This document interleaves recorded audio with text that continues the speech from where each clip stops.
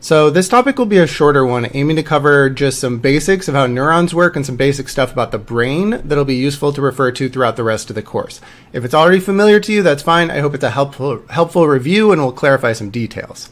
We'll start by looking at a neuron. So here's a simple diagram, a simplified diagram of a neuron with a few parts relevant to our purposes. First off, neurons take in some sort of input, and the simple common kind of neuron we see here takes in input through its dendrites, the green part here that has a sort of tree-like branching. Now those dendrites then send their input, send their info to the cell body. This is often also called the soma. The root word soma just means body, and we'll actually use that in other contexts for this course, so it's worth pointing out here. The cell body is where the nucleus and all the organelles and stuff is, but the important thing for our purposes is just that the inside there, it's got an electrical charge. Specifically, when it's just sitting around resting without stimulation, a neuron is negative, around negative 70 millivolts of electrical potential. Okay, finally, if circumstances are right, the information will be sent from the soma down the axon, shown here in blue. Note that this isn't to scale. Neurons are actually super tiny, but the axon can be pretty damn long. Like a single neuron could connect areas of your brain pretty far apart, or out in our peripheral nervous system and the rest of our body, there are neurons that have an axon multiple feet long. A single cell in your body that stretches from your toe up to your spine. And the reason for the axon is that it's the output of a neuron. It's where the neuron will send information to something else, like the next neuron in the chain, or if it's a motor neuron, then a command to the muscle it's attached to. Note that at the end of the axon, you can see these little terminal buttons that kind of branch out. These are what actually send the info onward. Now, most of our neurons are not sensory receptors, like our, skin things that pick up touch, nor are they motor neurons, like the things that turn on muscles, but rather we have billions and billions of what are called interneurons, just meaning neurons that hook up to other neurons. So how do neurons hook up to each other? Like, how do they pass info from one neuron to the next? Well, like I mentioned, signals will go from the end of one neuron's axon at those terminal buttons, and that becomes input to the next neuron's dendrites. So it goes from the blue of one neuron to the green of the next neuron. But importantly, the neurons do this without actually touching. There's actually a tiny little salt-watery gap between them that's called the synapse, or the synaptic gap, or the synaptic cleft.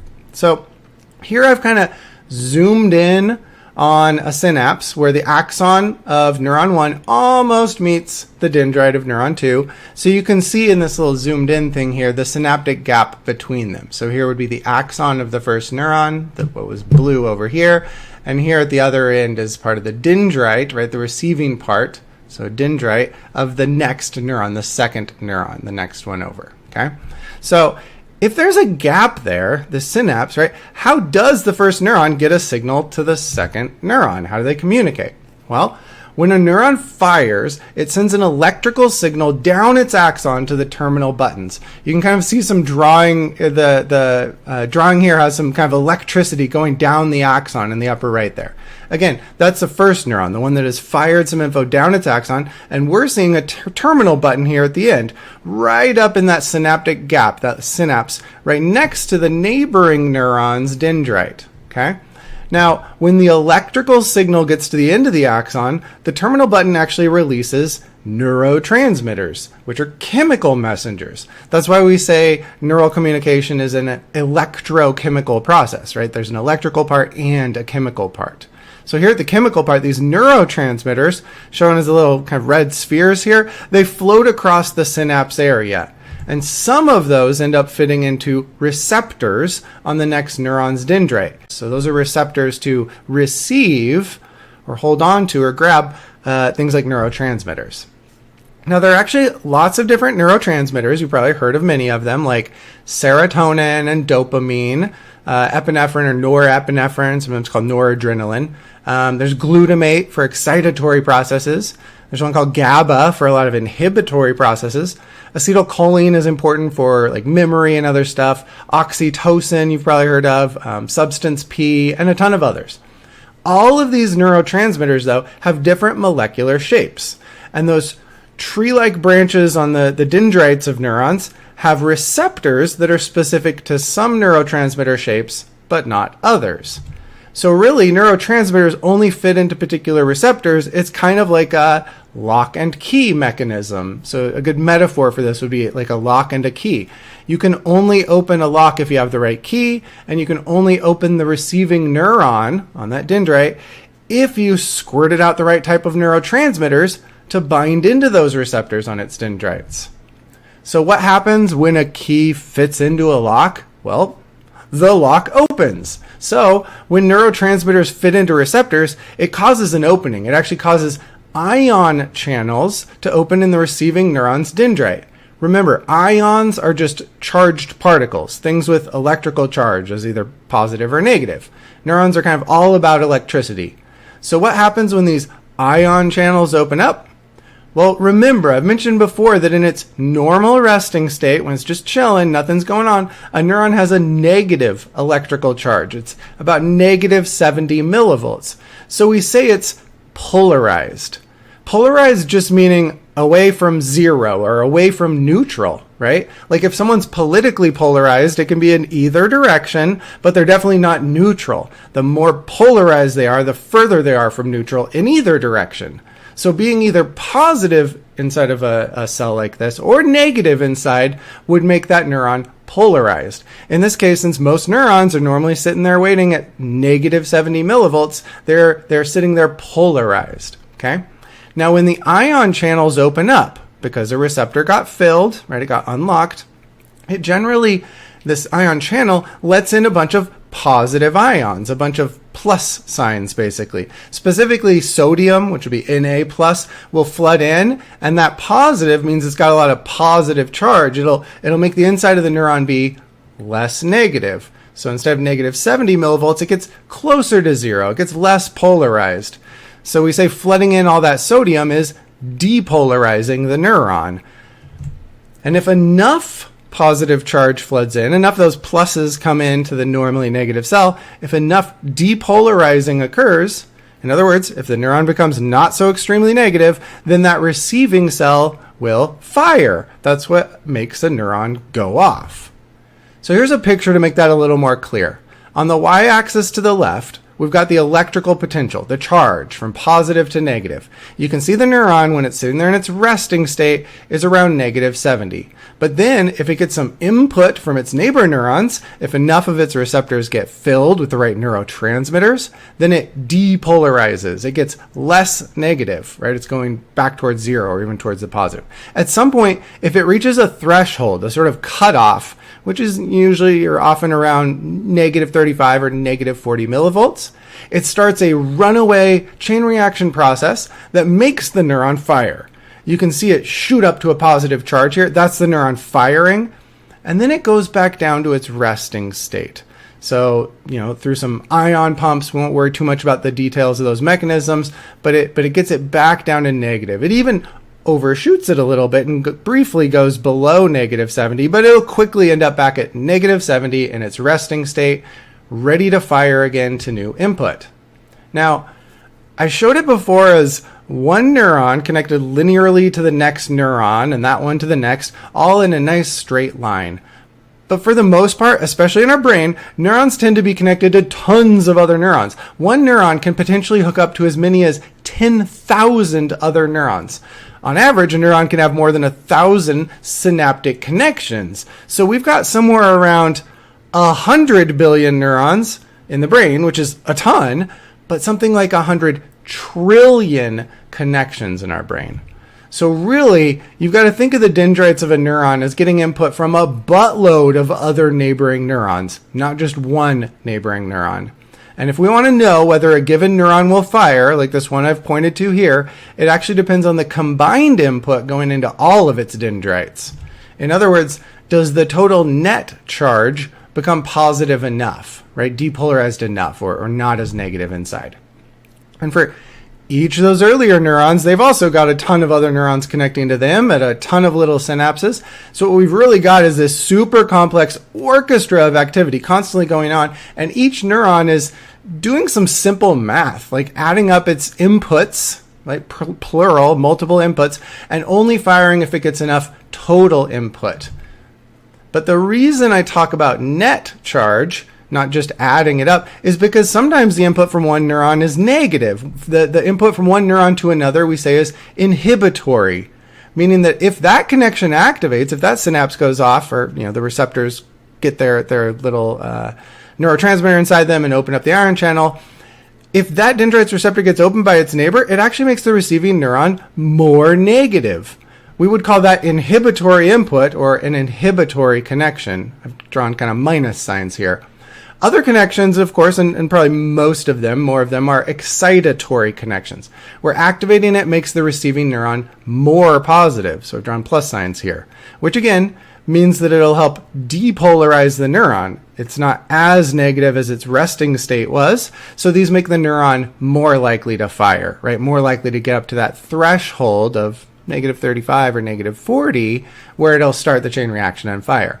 So adding up all those pluses and minuses, the excitatory and the inhibitory inputs, the inside of the neuron has to reach a threshold, a cutoff, like I said, around -35 or -40, in order to set off that chain reaction.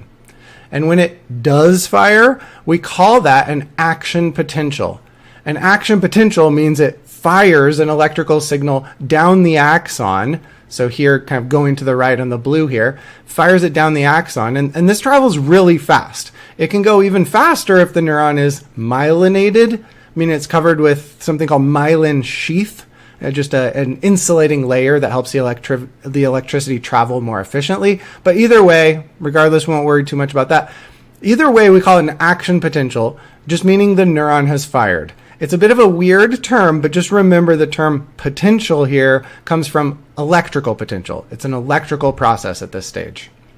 Now, the action potential travels down the axon, and it's at those terminal buttons at the end where the electrical signal causes them to open and release neurotransmitter chemicals, becoming a chemical process to transmit the info to the next neuron. Here's kind of just a diagram to make this whole thing more clear. Again, we're just graphing out the electrical potential inside the neuron, like how positive or negative it is. So you can see the y-axis going from -70 up to 0 here. Of course, it could go positive as well. In the upper left here, we've got a neuron that's resting at -70 millivolts, and then it suddenly gets some excitatory input. In other words, stuff like sodium, right, Na plus, floods in, makes it more positive inside.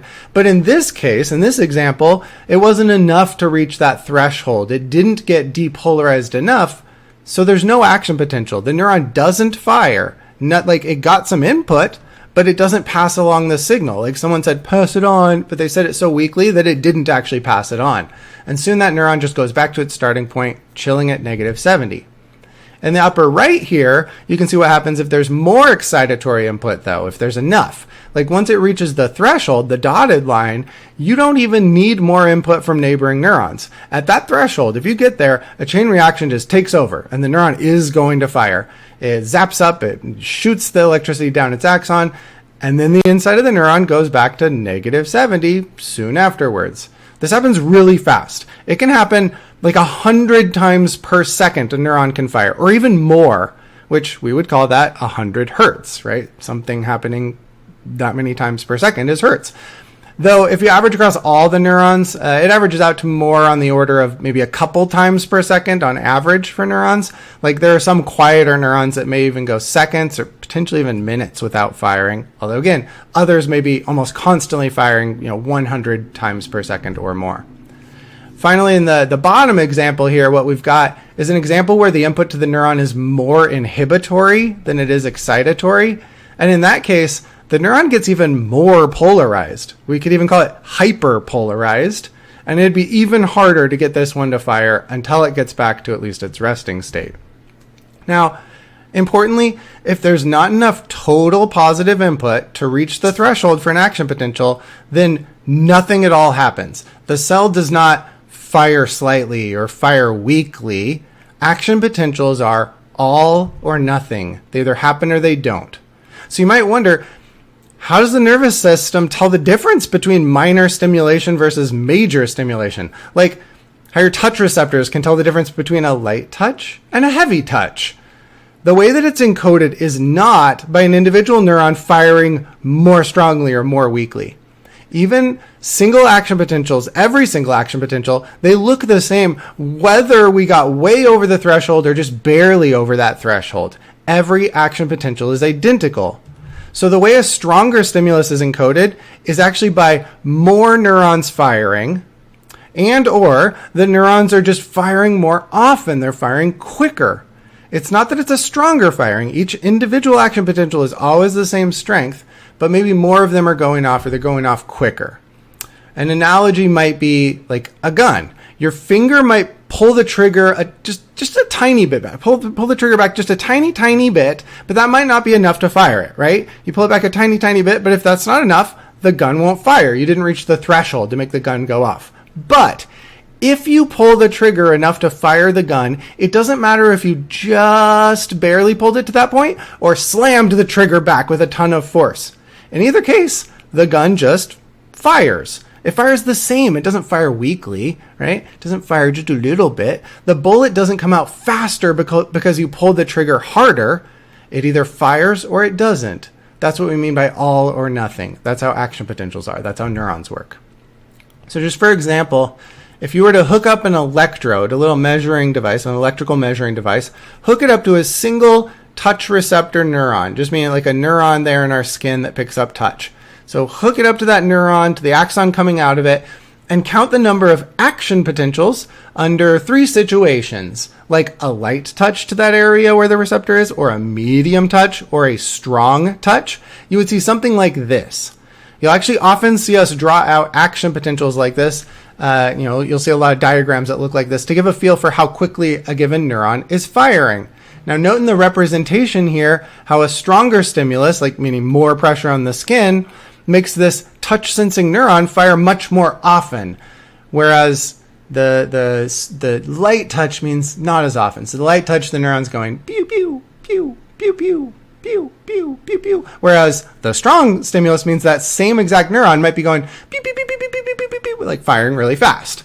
Now note how in the representation here, what we can see in this diagram, a stronger stimulus, more pressure on the skin, it might make it fire more often, but every action potential is the same strength. So we've drawn the bars at the same height here just to really emphasize that. Now here's just another representation of this whole idea that actually shows a really important detail we want to make note of. Neurons are rarely just sitting there without firing. Neurons actually have a baseline rate of firing, even without any stimulus, kind of just some random firing once in a while to keep the neuron alive and kicking. So a stimulus, like touch to the touch receptor neuron, a stimulus will make that neuron fire more often, more than its baseline level. Or I guess if it's an inhibitory connection, right, it could even be less often for inhibitory input. But each firing of the neuron is the same action potential, as we can see at the top here, where we've labeled spikes, we just mean action potentials, what I've been doing like the pew pew pew thing, right? So notice how when there's no stimulus at all, right? Early on here, there's no stimulus. The neuron is firing. It's still doing its like occasional baseline firing. It's going pew, pew, pew, pew, pew, right? But that's just like the neuron keeping itself alive. It doesn't tell us anything about stuff going on out there in the world. However, if we get over that threshold, like in blue here, right? If we get enough input, then the rate goes up. Then it's firing pew, pew, pew, pew, pew. It's a little more. If we just got a little bit of stimulus, like in the red here, we got some stimulus, but not enough, right? Then nothing really changes. It's still just doing its baseline rate of firing. It's pretty similar to back here. It's every once in a while, pew, pew, pew, pew, right? It takes enough to get over that threshold, and then what's happening when we say, we got enough stimulus, enough stimulation to make the neuron fire, what we really mean is make it fire more action potentials than its baseline rate, to make it fire higher than baseline rate. That's what it means to get stimulated enough for that neuron to react, right? To say we've really detected something. And then again, if we get a much stronger stimulus, like in green here, go way over the threshold, a strong input, a strong stimulus, then the firing rate may go way up. It'll keep firing quickly, all in a row, pew, pew, pew, pew, pew, pew, pew, pew, like really fast. And that's how the brain will be able to tell the difference from that single wire going to the brain, from this one little touch receptor, say, that single wire, the brain will know whether it was stimulated a lot or just a little bit based on if it's firing a little bit above its baseline rate or a lot above its baseline rate. Finally, one last diagram I wanted to show just to bring this stuff together. Here you can see we've labeled 3 of the synapses, the little connections on this particular neuron's dendrite. So we've got the neuron here with its cell body, and you can see the tree-like branching coming off. These are all dendrites, right? It's labeled here dendrites. But on those dendrites, you got the little connectors, the little places where it hooks up to a different neuron's axon. So this is some other neuron's little axon coming down to a terminal button here. Here's maybe a different neuron hooking up with its terminal button here, and maybe a third other neuron hooking up to this one at the synapse here. Okay? And we've labeled these 3 incoming connections from other neurons. 2 of these are excitatory, so we've labeled them E1 for excitatory 1 and E2. While the other is inhibitory, so labeled I for an inhibitory connection. If that one's activated, it can actually flood in stuff like Cl-. So with the minus sign, I mean it's a negatively charged ion. That would be like chlorine ions flooding in, making it more negative inside. So if this inhibitory synapse turns on, connects here and activates, opens ion channels here, what might be flooding in is actually negative signs, making it less likely to fire here, right? Hyperpolarizing it. So here at the bottom are 4 situations and what the neuron would do, so you can see how a neuron is kind of doing some math, some addition and subtraction inside the neuron to decide whether to fire. So in the first situation here on the left, right in the bottom left here, some activity happens at, let's say, the E1 connection or maybe at the E2 connection, but that might not be enough to reach the threshold. Now in the second one here, the second example, if both E1 and E2 connections are active, that may be enough to reach the threshold, in which case we get an action potential. In the third situation here, you see the inhibitory synapse I, that was activated, so it actually hyperpolarizes. Obviously, no action potential there. It makes it even harder to fire. It's nowhere near the threshold. And then in the fourth situation, this is a more interesting one, all 3 of the synapses have had some activity. And in dotted lines, you can see the total positive input dotted with blue lines. That would be from E1 and E2, but also the negative input dotted red. And what they've drawn in orange here is the net effect, kind of adding the combined effect, the pluses and minuses together, which you can see in this case didn't reach the threshold here. Even though it got just as much from E1 and E2, it was kind of canceled out by the connection at that inhibitory place. So in this case, no action potential. All right, now let's put neurons into context within the body. Our entire nervous system is just a big system of neurons throughout our body. When we talk about nerves or nerve cells, those just mean neurons. That's all that means. So it's a system of neurons throughout our body, and it's really broken down into 2 major parts, 2 major subsystems. First, we have what's called the peripheral nervous system. So here in red, and you can see throughout the body here in red. The peripheral nervous system is all the stuff throughout our arms and legs and skin and stomach and basically everything that isn't our brain or spinal cord. The peripheral nervous system includes, we'd include under a subset here, the somatic nervous system. That would include sensory neurons, that is what we've called sensory receptors, like touch receptors in our skin and the little hair cell receptors in our cochlea. Those send info into the brain, like when we're touched, the touch receptors in our skin sends the info to the brain. And this also includes the peripheral here, and the somatic part of it also includes motor stuff, motor neurons, where the brain would send a signal out to our muscles to activate them. It also includes autonomic stuff, kind of automated reaction stuff, like the 5 Fs: fight or flight, freezing, feeding, and mating. Now, our brain and spinal cord, on the other hand, here in green on the right side, make up what we call the central nervous system. If you're ever reading about an explanation for a neurological phenomenon, like say tinnitus, and you've read it described as being central in origin, they're saying it's due to activity in the brain, in the central nervous system, right? Brain or spinal cord, usually the brain. If someone is blind, for example, they can be blind due to problems with their eyes, which would be a peripheral cause of blindness, or they could be blind due to the visual part of the brain, the visual cortex being damaged. And in that case, that cortical blindness, we actually say it has a central cause. You might read of it as a central visual deficit, and they're just talking about it being due to some issues in the central nervous system.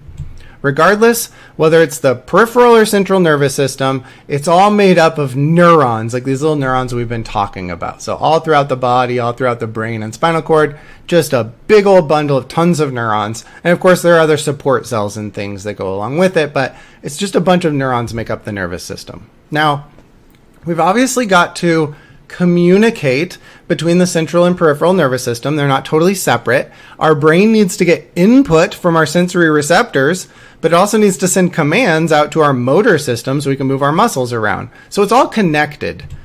Now, when we're talking about signals going to the brain, like sensory signals bringing information from the peripheral toward the central nervous system, to the spine and then the brain, we call those afferent signals with an A. Afferent signals or afferent pathways.